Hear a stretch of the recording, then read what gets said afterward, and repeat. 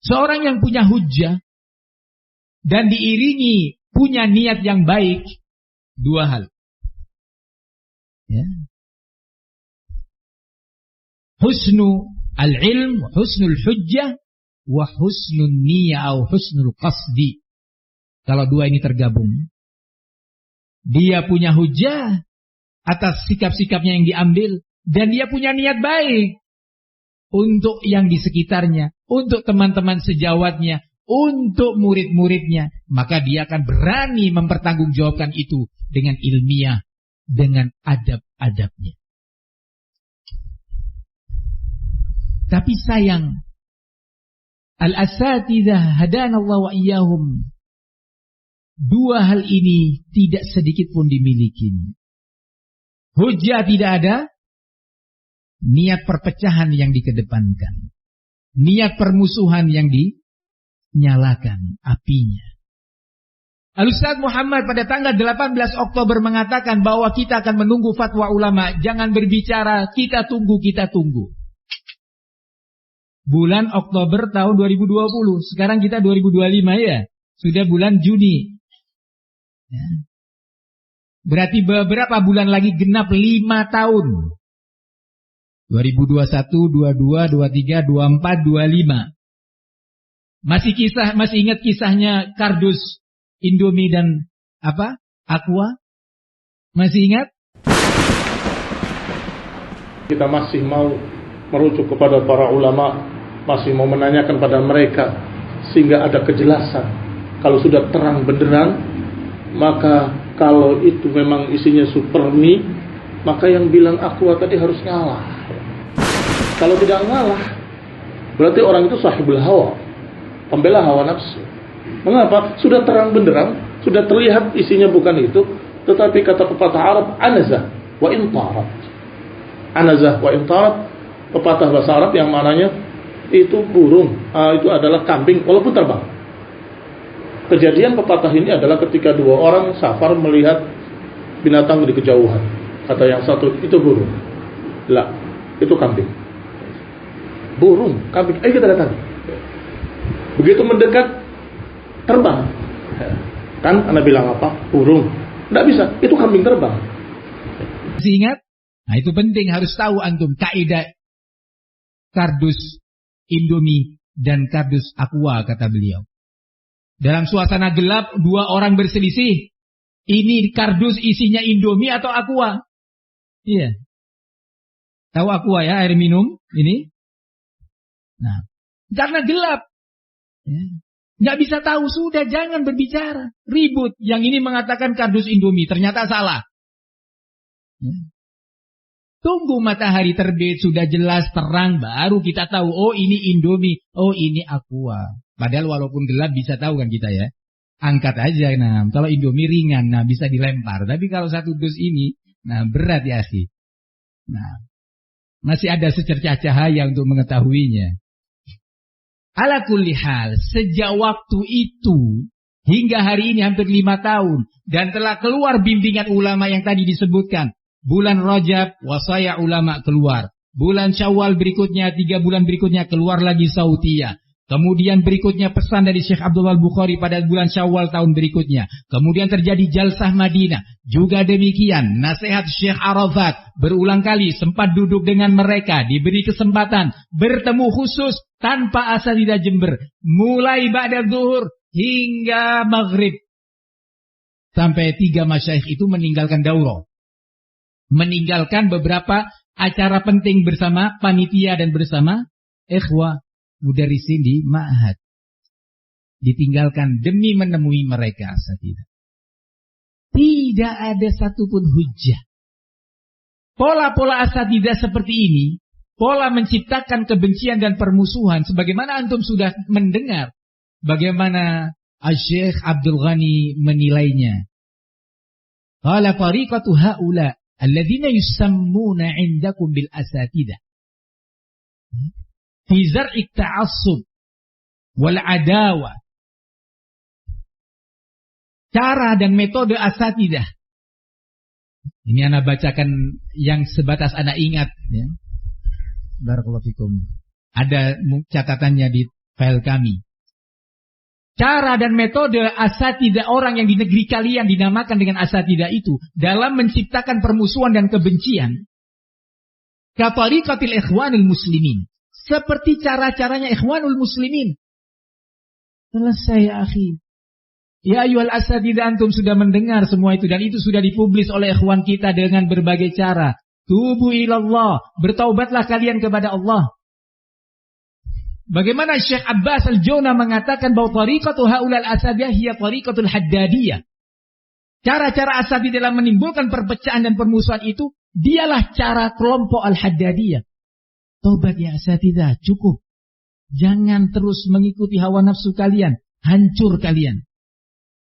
Agama ini bukan milik ULB atau milik siapa.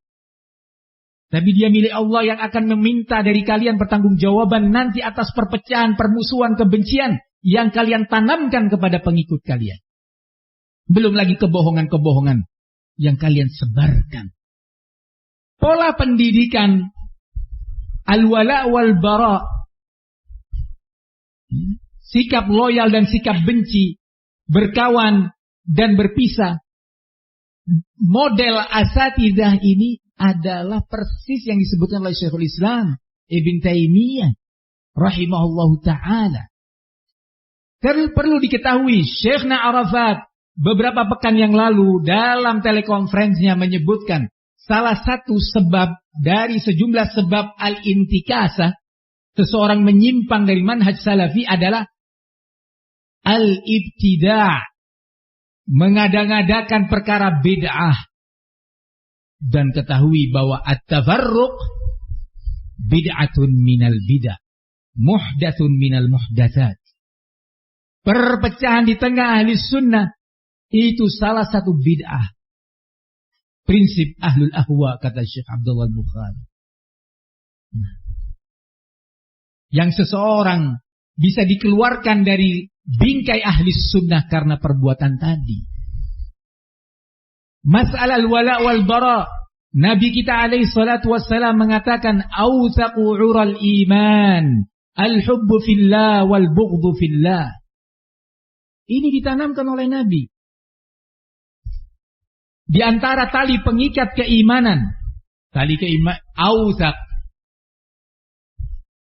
ura jamak daripada urwah, artinya tali ikatan yang mengikat itu. Ura jamaknya berarti keimanan itu ada sekian tali pengikatnya. Jangan sampai lepas satu persatu. Terancam nanti iman itu lepas. Awsaq ural iman, di antara tali pengikat iman yang terkuat, berarti kalau lepas bahaya, adalah cinta karena Allah, karena agamanya, karena syariatnya. Wal bughdhu fillah, benci, bermusuhan, berpisah karena agamanya. Ini karena dalil, karena hujjah. Bukan karena hawa nafsu, emosi, sakit hati, dan seterusnya yang dibesar-besarkan, yang dibikin seram gambarannya di tengah salafiyin. Coba antum lihat itu yang di Batam, yang sekarang ada di itu tempat rumbelnya mereka yang kemarin mengadakan daurah. Saya mau tanya, kenapa tidak datang ke Ma'had An-Najiyah? Kenapa? Apakah ini kawan-kawan ini hizbiyin?